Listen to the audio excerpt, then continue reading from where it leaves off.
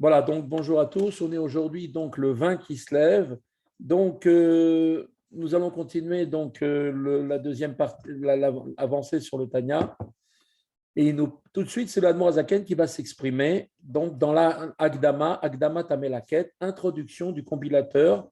Comme on a pu déjà l'observer déjà depuis la page de garde, Rabbi Shneur Zalman se considère dans une extrême modestie comme étant un simple compilateur plutôt que comme un auteur, alors que le travail qu'il a fait est remarquable d'une grandeur et d'une profondeur extrême que personne n'avait pu faire avant lui.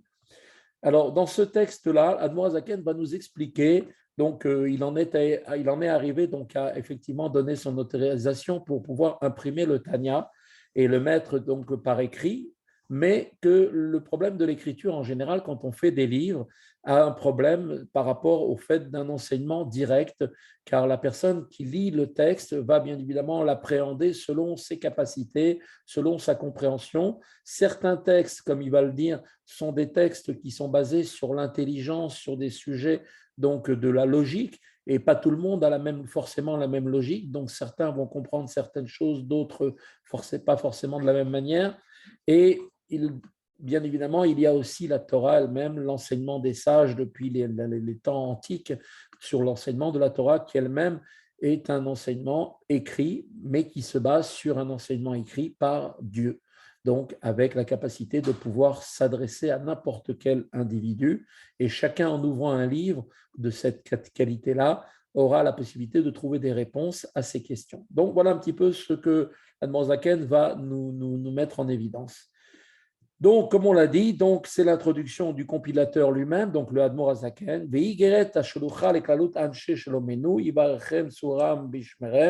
Et cette lettre donc a été envoyée à tous les membres de notre fraternité, que Dieu, notre rocher, les bénisse et les garde. Donc, c'est effectivement donc une bénédiction que donne tout de suite Admor Zaken. Alechem, Eshim, Ekra, c'est à vous, hommes respectables, que je m'adresse.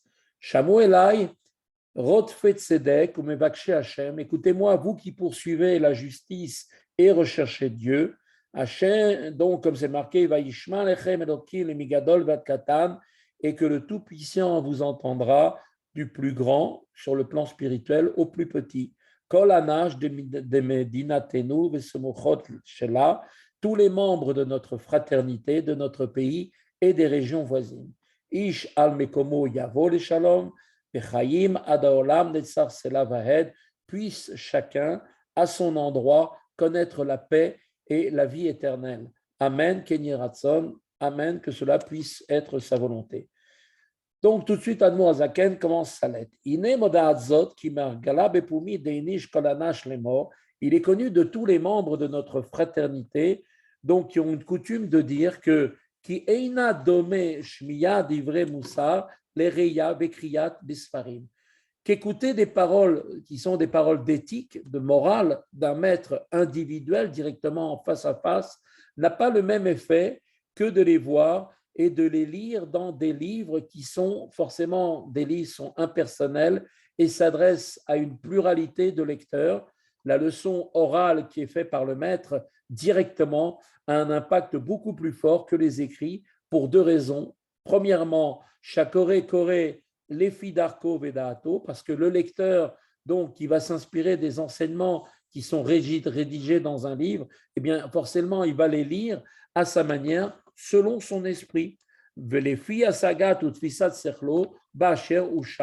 Et il va donc interpréter le message qui est donc écrit dans le livre selon sa propre perception et sa compréhension du moment. Et il est évident qu'à certains moments, on n'a pas forcément l'esprit aussi aiguisé qu'à d'autres moments. Et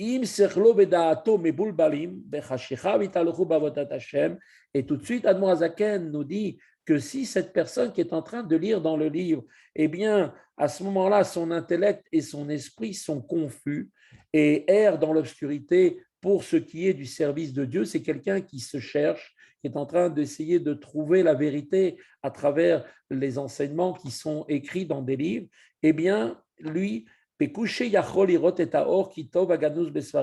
alors, puisqu'il est lui-même confus dans son esprit, qu'il erre dans l'obscurité, parce qu'il n'a pas encore peut-être fait suffisamment un travail sur lui-même pour arranger sa façon de se comporter, de sa manière d'accomplir les mitzvot, la manière de prier, la manière d'étudier la Torah chez lui, reste encore à un état, on va dire, primaire, eh bien, son esprit n'est pas encore complètement, véritablement libéré de cette obscurité dans laquelle il avance. Et donc, forcément, avec difficulté, il verra la lumière bénéfique qui est dissimulée dans ses livres. Bien que cette lumière soit une lumière agréable aux yeux et un remède pour l'âme. En revanche, dans le cas de conseils qui sont adressés directement face à face par le maître pour s'assurer que son élève a correctement compris son message, eh bien, effectivement, il y a une perte dans le fait de lire simplement, d'où l'importance quand on apprend quelque chose d'essayer au plus de toujours avoir quelqu'un, un maître qui peut nous enseigner des choses qui sont écrites, même si ces choses qui sont là écrites, qu'on a l'air de comprendre, ne peuvent effectivement pas forcément être compris dans le bon sens, d'où l'important d'étudier avec un maître. Rabbi Shneur Zalman va à présent relever un second désavantage d'un texte quand il est écrit. Intrinsèquement, on sait que son pouvoir d'inspirer les lecteurs, même les gens qui sont doués de discernement, qui ont une compréhension très large, eh bien, cela est forcément pour un cercle relativement petit, restreint. Un livre ne peut tenir compte des différences de personnalité. Certains lecteurs seront donc nécessairement moins sensibles que d'autres à tel ouvrage particulier. Rabbi Shneur Zalman, lui, veut ici donc distinguer donc en fait deux catégories de livres d'éthique, des livres sur la morale. La difficulté qui vient d'être ici signalée est plus visible et plus marquée dans les livres qui relèvent, eux, de la première catégorie, c'est-à-dire des livres qui sont basés en fait sur des livres qui prônent une certaine conduite en s'appuyant sur des arguments logiques. Ces livres, même s'ils sont bien faits, qu'ils sont intellectuellement bien écrits, eh bien, ces livres n'ont pas le même effet chez tous les lecteurs du fait de la différence qui existe à l'infini des différents esprits. Chacun a un tempérament et a forcément une notion qui va toucher un certain lecteur et qui peut laisser complètement indifférent un deuxième lecteur. Pas tout le monde a forcément la même manière de penser ni la même approche parce que les esprits sont différents. Chacun est une personnalité à part entière. Ça, c'est les premiers livres, ces genres de livres qui sont écrits donc selon des arguments logiques. La deuxième catégorie de livres regroupe des livres qui, eux, sont fondés sur des enseignements de nos sages. Il semble d'abord que le problème de la diversité des lecteurs, ici, bien évidemment, puisqu'il s'agit de livres écrits par nos sages, eh bien, elles ont la possibilité de ces problèmes d'être évités. En effet, ces livres-là sont fondés sur la Torah, qui elle-même, la nature de la Torah, est divine. C'est Dieu lui-même qui nous l'a donnée. Et elle est un héritage spirituel, d'accord, de chaque juif. Et donc, ces ouvrages qui sont écrits par les Srachamim devraient être pour chacun d'entre nous une source d'enseignement et d'inspiration. Au moment où on va ouvrir un livre de ces livres-là, eh bien, on devrait trouver les réponses à nos questions. Toutefois, nous dit en conclusion Rabbi Shneur Zalman, chaque juif n'a pas toujours le privilège de trouver sa propre place dans la Torah et donc de puiser en elle, dans cette Torah, les idées qui lui sont donc destinées à sa neshama, à sa personnalité. Le problème donc subsiste donc, quoiqu'à un degré inférieur, puisque c'est quand même une parole divine qui a été une parole universelle pour toutes les créatures, eh bien malgré tout, effectivement, malgré tout, certains problèmes subsistent. Ou bar minden, de surcroît, encore plus que ça, outre la possibilité que le lecteur, du fait de sa propre insuffisance, soit insensible à la lumière spirituelle que recèlent ces livres, il y a une autre difficulté qui apparaît ici. Quelle est-elle? Les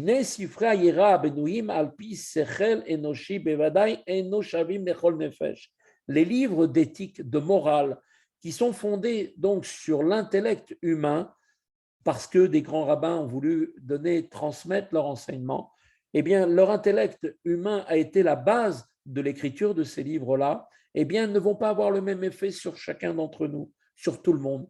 D'accord? Qui en kol sechleim bedeot shavot, parce que, comme on l'a dit tout à l'heure, les intellects et les esprits ne sont pas tous identiques. Chacun, il a sa manière d'approche, une approche intellectuelle qui est la sienne. Et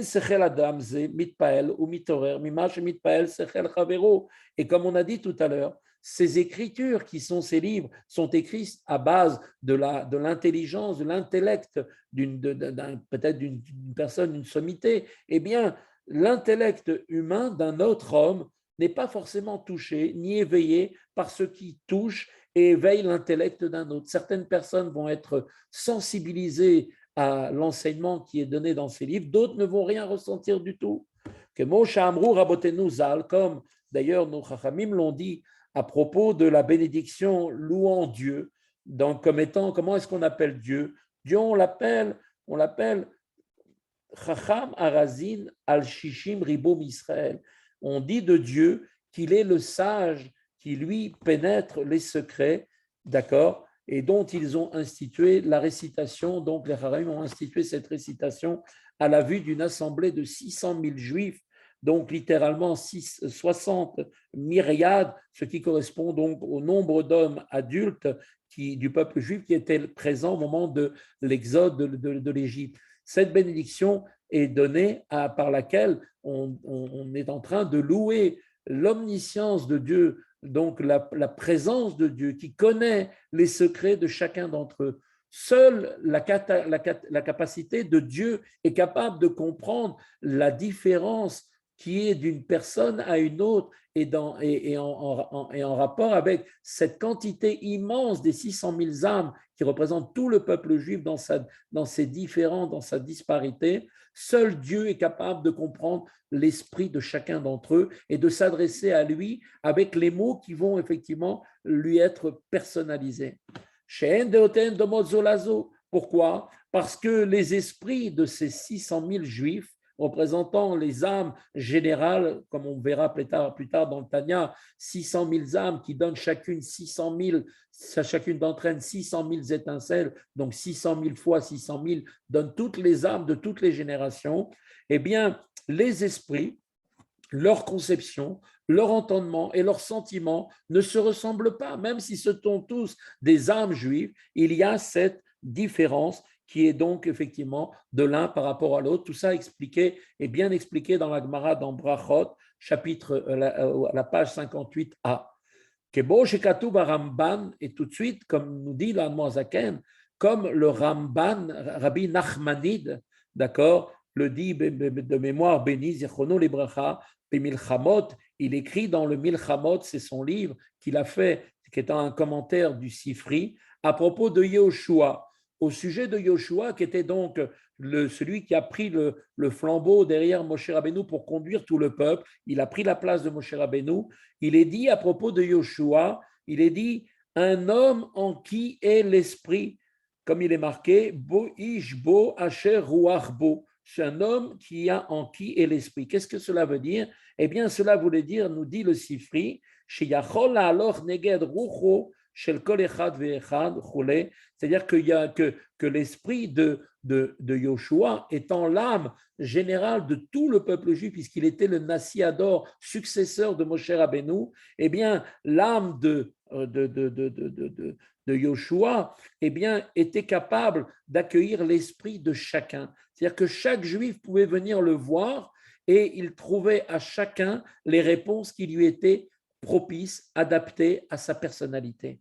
Et là, Filou Besifra ira Asher Yesodotam Be'arre Kodesh. Et il nous dit tout de suite Admor Hazaken, parce que la question pourrait se poser, voilà, que même dans les livres d'éthique, ces livres de morale, qu'on appelle donc effectivement le livre de crainte de Dieu, dont les fondements sont eux-mêmes ces livres basés dans les sommets de la sainteté, c'est-à-dire ces livres qui sont fondés non pas sur la logique humaine, mais qui sont en fait sur les midrashim de nos sages, Midrashé Chochmeni ou Zichronam les bracha, béni soit leur souvenir. Asher Ruach Hashem diber bam milato l'shonam, dans lequel ces chachamim, l'esprit de Dieu parle et sa parole est sur leur langue, comme cela est rapporté dans Shmuel. Ce sont donc des chachamim qui sont d'une dimension où ils ont, si on peut dire, l'inspiration divine qui est en fait la transmission directement donc de la parole de Dieu qui s'adresse à tous. Donc la parole de Dieu étant divine, elle a la capacité de s'adresser à toutes les créatures. Et bien même dans ces livres-là, ces livres qui sont basés sur les midrashim de nos sages, dans lesquels l'Esprit de Dieu parle et sa parole est sur leur langue, et en effet, bien que la Torah, comme on le sait, la Torah et Dieu béni soit-il ne font une seule chose, comme cela est rapporté donc dans le Zohar. Kol shishim ribo klalut Israël ou pratehem, et que toutes les 600 000 âmes générales de la communauté d'Israël et leurs détails et les détails de leurs détails, c'est-à-dire les âmes individuelles que sont leurs dérivés, comme on a dit, chaque âme, 600 000, effectivement 600 000 âmes racines, portent en elles 600 000, chacune d'entre elles, 600 000 étincelles, qui sont donc les âmes individuelles qui sont leurs dérivés. Ad nitzut kal shebekalim petuche erer shebeameinu bnei Israël, et même jusqu'à l'étincelle divine, l'âme qui est qui se trouve dans le juif le plus léger, des plus inférieurs de notre peuple, des bnei Israël. Kulu mitkashrim beoraita, beoraita imitkasheret otan lakadosh baruch hu. Eh bien, toutes ces âmes générales, racines, ainsi que toutes les étincelles qui ressortent de ces âmes, soient toutes attachées à la Torah. Et la Torah est ce qui les attache directement à Dieu. Kenoda bezoar akadosh, comme il est bien connu du Zohar, étant donné que la Torah contient ce qui est vraiment l'essentiel à chaque juif, les livres d'éthique qui, eux, sont basés sur les enseignements de nos sages, s'adressent aussi à chacun d'entre nous en particulier. Arezé derer klalut, les klalut Israël, néanmoins, ceci est un cheminement, est un chemin général pour le peuple d'Israël dans son ensemble. C'est-à-dire que cet enseignement du Zohar vient faire référence à un lien qui relie le peuple juif dans son ensemble et la Torah dans sa totalité, et non à un juif qui veut chercher une directive dans un domaine particulier de la Torah. Donc, c'est-à-dire que même ces livres-là, basés sur l'enseignement donc des Chachamim, de ces grands maîtres qui ont effectivement transmis par inspiration divine, par prophétie divine, donc ces enseignements dans ces livres basés sur la Torah, la Torah est le lien qui nous relie directement à Dieu, eh bien, s'adressent de manière générale, mais ne vont pas donner. Et bien que la Torah, comme on sait très bien que la Torah nous a été donnée pour qu'elle puisse être interprétée selon des principes d'ordre généraux, d'accord, et aussi des cas particuliers, jusqu'aux plus petits, des plus petits détails. Les chol nefesh pratit d'Israël mushra shaba, pour être appliqués à chaque âme d'Israël, particulièrement enracinée dans la Torah. Donc, on voit que la Torah contient donc pas seulement les instructions générales pour l'ensemble du peuple juif, mais elle contient aussi également des enseignements qui sont propres à chacun d'entre nous. A priori, chaque juif devrait donc pouvoir trouver dans les écrits fondés sur la nature divine de la Torah l'inspiration qu'il recherche à travers l'écriture de ces livres. Mais tout de suite, Admor Hazaken nous met effectivement, nous révèle et nous donne cette information, nous dit cependant, tout homme n'a pas le mérite de reconnaître sa place spécifique dans la Torah pour pouvoir y puiser les conseils qui le concernent personnellement. Quel enseignement de la Torah dois-je étudier? Quelle est ma part? Quelle est ma mission? Tout cela n'est pas effectivement quelque chose, pas tout le monde a le mérite de connaître sa place spécifique dans la Torah. Et même dans les lois de la Torah relatives aux choses interdites et permises, lesquelles ces lois sont donc une expression, effectivement, sont ce qu'on appelle les choses cachées de l'Éternel, de notre Dieu, et les choses révélées appartiennent à nos enfants, c'est-à-dire à nous et nos enfants. C'est-à-dire qu'il y a effectivement dans la Torah une partie très profonde qui sont les enseignements cachés profonds de la Torah qui, elles, appartiennent à Dieu. Mais il y a aussi une part de la Torah qui nous est donnée à nous et à nos enfants, qui est la partie révélée. Et donc, cette partie révélée de la Torah, que sont les lois relatives aux choses interdites et permises, eh bien, effectivement, en dépit des différences qu'il y a entre les générations, les lois s'appliquent à tous, même à n'importe quelle génération, n'importe quelle personne, quelle qu'elle soit, parce qu'elles ont un caractère objectif qui est éternel, adapté à chacun d'entre nous. Et on voit que même dans ces cadres de ces lois, qui sont pourtant des lois précises, c'est permis, c'est interdit, c'est cachère, c'est pas cachère, on voit qu'on trouve des divergences d'opinion entre les maîtres de la Mishnah et les maîtres de la Gemara. On voit qu'il y a, des interprétations qui vont d'une extrême à l'autre. Par exemple, un maître va considérer que la chose est parfaitement autorisée et un autre va absolument considérer que c'est interdit, c'est-à-dire carrément l'inverse. Néanmoins, comme on le dit, bien sûr, tout ceci, toutes ces discussions qui sont là-bas dans le Talmud sont les unes comme les autres les paroles du Dieu vivant. Et comme c'est marqué Elohim Chaim. Le langage qui est employé ici dans cette phrase, eh bien, le mot Dieu vivant est écrit comment? Au pluriel. Pourquoi? Eh bien, Al-Shem Makor HaChaim, les Neshamot Israël, parce que on veut mettre en évidence qu'il y a effectivement donc la source des âmes, de toutes les âmes d'Israël, sont bien évidemment dans le Dieu vivant, c'est-à-dire en Dieu, au niveau où il est la source de vie, et que puisque toutes les âmes ont une certaine différence les unes avec les autres, eh bien, toute la diversité des opinions résulte de la pluralité dans la source de vie des âmes d'Israël. Donc, parce que donc, Dieu est le Dieu de tous, c'est pour ça qu'il est marqué le Dieu Elohim au pluriel. Voilà pourquoi.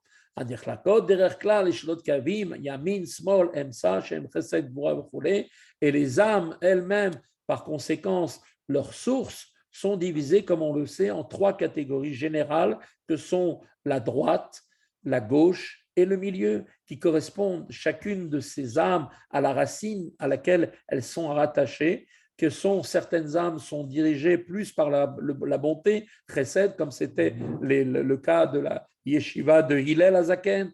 Par contre, d'autres vont être plus proches de la sévérité, comme c'était le cas de Beth Shammai, et la beauté, Tiferet, ceux qui sont effectivement un panaché des deux en même temps. Et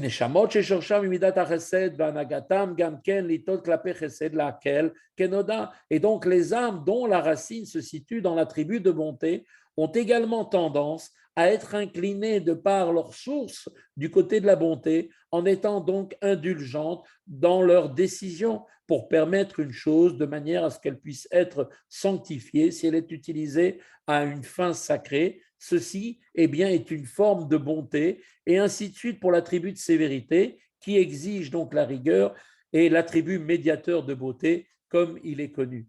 Dans Igeret à Kodesh, on verra donc, on a déjà étudié, qu'on verra bien plus tard, Rabbi Shneur Zalman applique ce principe aux discussions juridiques, comme on l'a dit tout à l'heure, entre les écoles de Shammai et de Hillel. L'école de Shammai étant généralement rigoureuse, pourquoi? Parce que sa source spirituelle de ses membres était l'attribut de sévérité Gvura. Ceux de l'école de Hillel avaient pour source l'attribut de bonté, aussi, donc, puisqu'ils étaient chesed, aussi cette école était généralement toujours indulgente. Toutefois, leurs positions respectives, des fois, comme on le voit dans la Gemara, pouvaient être inversées dans certains cas. Pourquoi? Parce que dans le domaine de la sainteté, ce domaine de la sainteté est régi par le principe de l'inclusion mutuelle, ce qu'on appelle itkalolut, comme on l'avait vu et on le reverra, de sorte que dans chaque sphira, il y a aussi les autres sphirotes qui sont inclus. Donc, de sorte que la bonté véhicule elle aussi un principe de sévérité et vice-versa. Or, si la racine spirituelle d'un homme influence son approche de l'étude de la Torah, même dans le cas de la loi juive. Donc certains vont être portés à être beaucoup plus indulgents, vont être beaucoup plus sévères. Eh bien, a fortiori, les différences de personnalité vont effectivement joueront un rôle dans les choses qui sont ce qu'on appelle les choses cachées pour l'Éternel, notre Dieu, des nun, des chilou, verichimu, qui sont en fait à savoir quelles sont ces choses cachées, l'amour et la crainte de Dieu qui sont subjectifs, d'accord, par nature. Pourquoi? Parce qu'ils vont s'exprimer des mocha, veliba, des cholchad, vechad, des fushiuradile. Eh bien, cet amour et cette crainte, qui sont les choses cachées de Dieu, vont s'exprimer dans l'esprit et le cœur de chaque homme, selon chacun sa propre mesure, selon sa propre compréhension, sa propre capacité de ressentir un sentiment. Les fous des mâts des méchaër des bélibés, selon l'estimation à Shahar, c'est-à-dire que c'est marqué là-bas, donc l'estimation de son cœur, et selon la porte, le mot Shahar, qui veut dire aussi la porte, qu'il en fait en son cœur, pour permettre à sa compréhension donc du divin de pénétrer son cœur et ainsi d'engendrer en lui un amour et une crainte de Dieu. Donc pas seulement il comprend, mais il laisse une porte, une ouverture dans son cœur pour que cela se traduise dans ses sentiments. Moshekatu Bezohar Akadosh, comme il est rapporté d'ailleurs dans le Saint Zohar, il est rapporté là-bas concernant le verset Noda Beshaharim Baala, son mari est connu aux portes.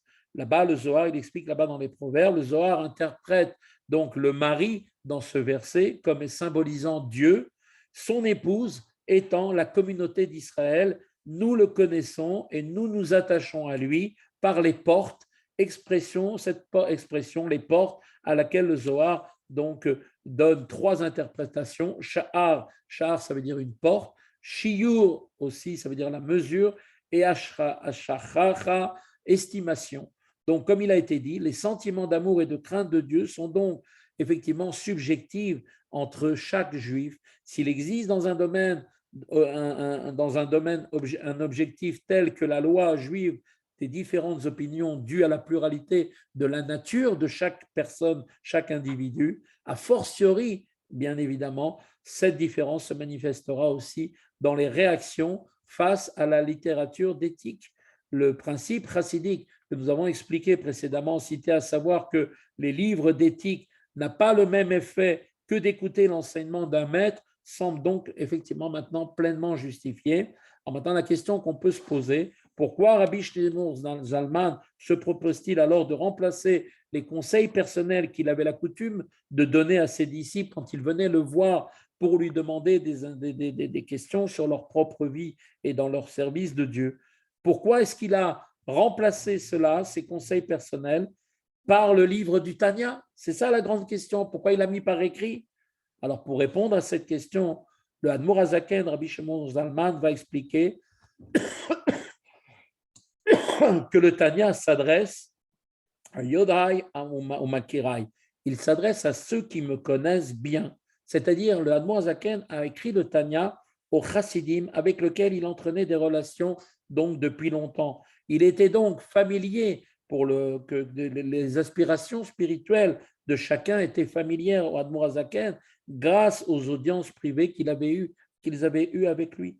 Les chassidim ont l'habitude justement et la coutume d'ajouter que cette expression Yodehai ou Makirai signifie également ceux qui me connaissent, ceux que je connais et qui me connaissent, que ça signifie aussi ceux que Rabbi Shneur Zalman connaît. Ça veut dire quoi? Cela inclut, écoutez bien, tous ceux qui ont étudié, qui étudient ou étudieront le Tanya. Rabbi Shneur Zalman les connaissait tous par avance et a répondu personnellement dans son œuvre aux aspirations de chacun d'entre nous concernant le service de Dieu, exactement lors d'une audience privée où il reçoit les gens directement en face à face. Quand quelqu'un étudie le Tanya, c'est directement comme s'il était en audience devant le Baal HaTanya. Selon l'expression du Rabbi Rachab, le père du Rabbi précédent, qui dit la chose suivante, écoutez bien, et on va donc conclure le cours d'aujourd'hui avec cette phrase fameuse dite par le Rabbi Rachab: étudier le Tanya revient ni plus ni moins à s'entretenir avec Rabbi Shneur Zalman. Voilà la puissance du Tanya. On va juste faire une halakha pour continuer pour mettre en pratique les choses.